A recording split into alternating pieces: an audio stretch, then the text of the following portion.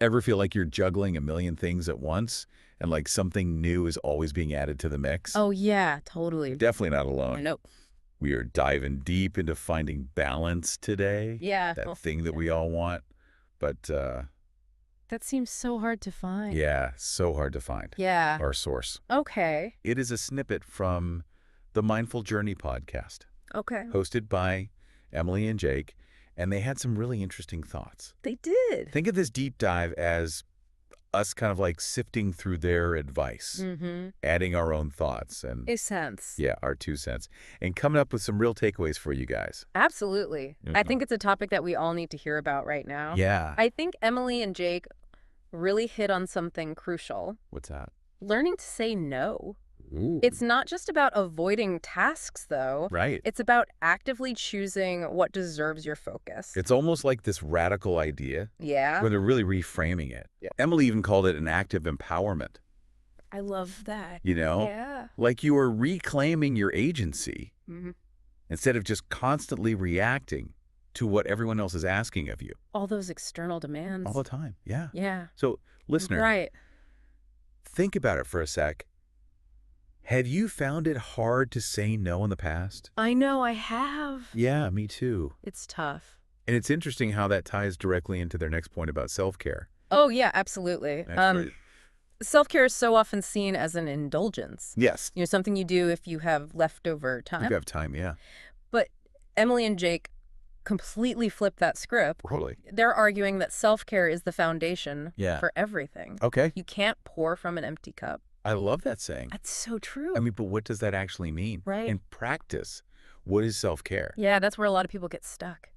Right. Is it spa days? Is it meditation retreats? Yeah. Or is it more about those tiny moments of recharging throughout the day? Like, honestly, sometimes just closing my laptop Yeah.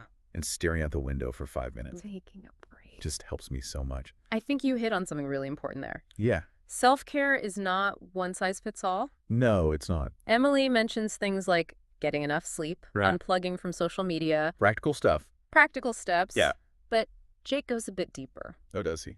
He does. He talks about self-care as an attitude. Oh. It's about recognizing that your needs are valid Okay. and that you deserve to be taken care of. Yeah. Just as much as anyone else you're looking after. I like that. It's like you're giving yourself permission Yeah. to prioritize your well-being, Yes. and that leads perfectly into their next point. Oh, what's that? Boundaries. Okay. Jake has a great way of putting it. How does he say it? He says that boundaries are self-respect in action. I love that. It's not about being rude. It's about honoring your own limits Yeah. so that you can show up as your best self. For the things that matter. Exactly. It's not just about saying no, though. It's not. It's Or what? It's about being realistic about what you can do and when. Oh, okay. Setting those expectations up front can save so much resentment down the line, I can imagine. Yeah. both from yourself and the people you're interacting with. So, listener, Think about it. are there places in your life Yeah. where clearer boundaries could just make things smoother? At work, maybe in your personal relationship. Or even just with yourself? Oh, absolutely. When I have those where you took like it. internal expectations Yeah. that are just as demanding as anything anyone else is asking of me. Right. Emily made a good point about this. What did she say? She said sometimes the biggest burden we carry Yeah. is the one that we put on ourselves. Oh, that's so true. Yeah. We're often our own harshest critics. The worst. Emily actually shared a personal anecdote about this. Really? She talked about how she struggled with perfectionism and how learning to let go of that need for everything to be just so was a huge step in finding balance for her. Wow. Yeah. You know, we often think about balance as like this still state, like a scale Yeah. that never tips. Perfectly even. Yeah. But it's In reality. way more dynamic. Oh, yeah, for sure. Yeah. Absolutely. It's more like surfing. Ooh. They're Yeah. constantly like adjusting to the waves. Mm-hmm. Yeah. And finding your footing amidst the movement. Yeah, you're never really still, are you? Never still, no. No. And actually, Emily uses a similar analogy. Oh, really? Yeah, she talks about balance as a dance, Oh, not a destination. I love that. Yeah. The dance metaphor, it Yeah. implies this fluidity, you Yeah. know? Yeah. This ability to adapt to the changing rhythm of life. Yes, exactly. And that's something that Emily and Jake really emphasize. Oh, do they? They do. They say life is going to throw curveballs. Plans will go awry. Oh, yeah. And it's really how you respond. That makes all the difference. I used to beat myself up Yeah. whenever things didn't go according to plan. I think a lot of us do that. Yeah. Yeah. Like I would have this meticulously crafted schedule. Yeah. And then, one unexpected meeting Right. or a sick kid. Of course. Just throw everything off. Totally derail you. And I just feel like a complete failure. Yeah, I think a lot of us can relate to that. Yeah. Especially in a culture that really prizes productivity and, having it all figured out. Oh my gosh, yeah.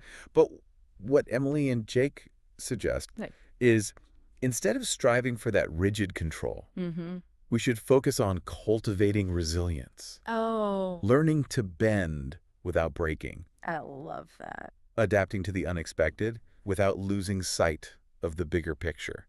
I mean, and they even talk about how sometimes those unexpected detours can lead to even more amazing opportunities. Than the ones you had originally planned for. Yeah, absolutely. It's about staying open to the possibilities, even when things feel chaotic. Yeah. It's not always easy, though, is it? It's not, no. No. But that ties into this idea of progress over perfection. Oh, yeah, for sure. That they talk about. They do. Instead of getting bogged down and striving for this unattainable ideal. Yeah. They're encouraging us to celebrate the small wins. The little victories. Yeah. And to acknowledge the steps we're taking, even if they're not perfectly aligned with our initial vision. Right. And I think that's where mindfulness comes in. Oh, interesting. Not necessarily like the formal meditation sense, but just that awareness of how you're feeling. Yeah. Where your energy is going. Checking in with yourself. Yeah. What's working and what's not. Right. Emily actually says, yeah, if you're constantly feeling depleted, that's your body's way of telling you something needs to change. That's such a good point. Yeah. Mindfulness can also help us identify those sneaky time wasters. Oh, yeah. The things that throw us off balance. Totally. Emily and Jake don't get too specific here. Okay.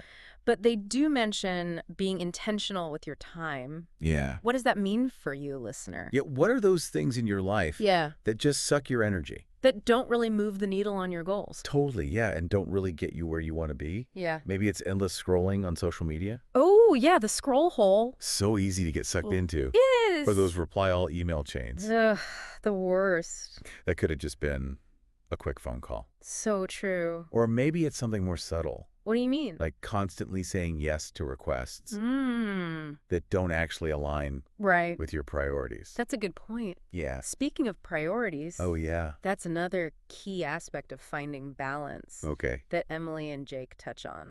They don't offer any magic formulas or anything. No. But they do emphasize the importance of being clear about what truly matters to you. What are your core values? Exactly. What are the things that bring you joy? Purpose and a sense of fulfillment. Yeah, once you have those answers, it becomes a lot easier to filter out the noise and focus on what truly deserves your time and energy. It's like having an internal compass. I like that. That guides your decisions. Yeah. Because there will always be more things to do. That's so true. Than time to do them. Yes, always. So it's about choosing consciously. Right. Saying yes to the things that light you up. And no to the things that don't. Even when that feels difficult. Even when it's hard, yeah. Yeah. And that's where having a strong support system. Ooh, good point. Can be so invaluable. Yes, totally. Emily and Jake both talk about the importance of having people in your life who understand your goals. Yeah. Who can offer encouragement when you're feeling overwhelmed? And who can even help you stay accountable. Oh, that's a good one. To your own commitments. Yeah. It's like having a team of cheerleaders in your corner. I love that. Reminding you of your strengths and helping you get back on track when you stumble. And it doesn't have to be a huge group of people either. No, not at all. Just one or two trusted friends or family members can make such a huge difference. Listener to world. Who are those people in your life? Yeah. And when was the last time you reached out to them? Good question. Not just to ask for help, but to offer your support in return.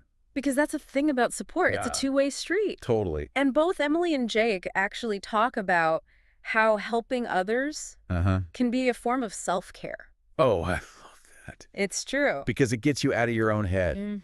Reminds you of the bigger picture. Yep. And often brings that sense of purpose and connection that can be so grounding. Especially when you're feeling scattered. Totally. And that actually leads to another important aspect of balance that they touch on. What's that? The role of community. You know, this wasn't explicitly mentioned in the snippet that we have, but it's something I think about a lot in relation to balance. Oh, interesting. Because when you feel like you're a part of something bigger than yourself, when you have that sense of belonging and shared purpose, it can be so stabilizing. It's like having an anchor. Yeah, like an anchor that keeps you from drifting too far off course. I love that analogy. Yeah. And that sense of community can come from so many different places. Totally. Your neighborhood, a faith-based organization, a hobby group, even an online forum where people share your interests. I love that. What's important is that you feel seen, heard, and supported. Yes, within that group. Within that group. So listener, if you're not feeling that sense of connection right now, maybe it's time to explore some new avenues. Right. What are you passionate about? Yeah. What are your values? Expressions. Look for groups or organizations that align with those things. And don't be afraid to put yourself out there and connect with like-minded people. Yeah, because as Emily puts it, connection is the antidote to isolation. Ooh. And isolation is one of the biggest threats to our well-being. That is such a good quote. It is. And I think it's a perfect segue into the final part of our deep dive, where we're going to focus specifically on the role of self-care in finding balance. I'm excited for this one. Okay, so we've talked about prioritizing. Yeah. We've talked about setting boundaries, even the power of community. Right. But let's be honest, the self-care piece, that's where a lot of us stumble. I think so too. It's easy to know it's important, but actually do it. Way harder to actually do it. Yeah, consistently. Consistently. Yeah, day after day. It's almost ironic, isn't it? Totally. We're told to treat ourselves. Yeah. But then life gets in the way. Life happens. And self-care is the first thing to go. Yep. What I find fascinating, though, is how Emily and Jake approach this. What do they say? They don't just give a list of bubble bath recipes. They really dig into the mindset shift that's required. I like that. Yeah. So what do they say about that? Well, Emily uses this phrase, radical self-compassion. Ooh, that sounds intense. It is. It's about recognizing that taking care of yourself isn't selfish. It's essential. Like if you were constantly running on fumes, you wouldn't expect your car to perform well. Right. So why do we expect that of ourselves? That's a good point. Yeah. And Jake adds to that by saying that self-care isn't just about what you do. Okay. It's also about how you think. Oh, interesting. So he gives this example of getting stuck in traffic. Most people would just get stressed out, right? Oh, yeah. Road rage. Totally. Yeah. But he challenges listeners to reframe that. Oh. Maybe it's a chance to listen to a podcast that you've been meaning to catch up on. I like that. Or just enjoy some enforced stillness. I could use some of that. It's about finding those little opportunities for mini resets throughout the day. I love that. Yeah. So how do you figure out what actually nourishes you? It starts with paying attention. Okay. What activities leave you feeling energized? Okay. Not drained. I like that, yeah. What truly brings you joy? Sometimes it's the simplest things. It really is. Like a walk in nature. Yeah. A phone call with a friend. 10 minutes of silence before the day starts. It's about tuning in to what your body and mind are really craving. Sometimes it takes experimentation, though. Oh, absolutely. Yeah. Trying different things. Yeah. Seeing what sticks. What works for you. And don't be afraid to adjust as your needs change. Our needs are always changing. Always evolving. So how do we actually make time for this? Yeah, that's the million-dollar question, isn't it? It is. We're all busy. We're all so busy. Emily and Jake acknowledge that. They do, yeah. And Jake actually has a pretty radical suggestion. Okay, what is it? Schedule it in. What? Like you would any other important appointment. No way. Treat that self-care time as non-negotiable.